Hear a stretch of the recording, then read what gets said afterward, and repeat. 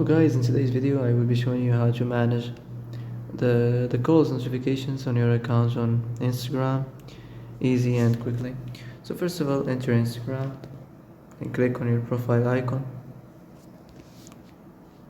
and then go to these three lines, then go to the notifications, and here we have the calls section, so click on it.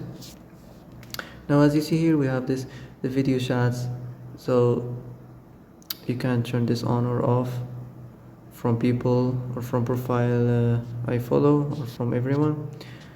So that's it. That's how to manage the calls notifications on your accounts on Instagram easy and quickly. And that's it for today's video. I hope this is the answer you've been looking for. If you like this video, don't forget to like and subscribe, and see you in the next video. Thanks for watching.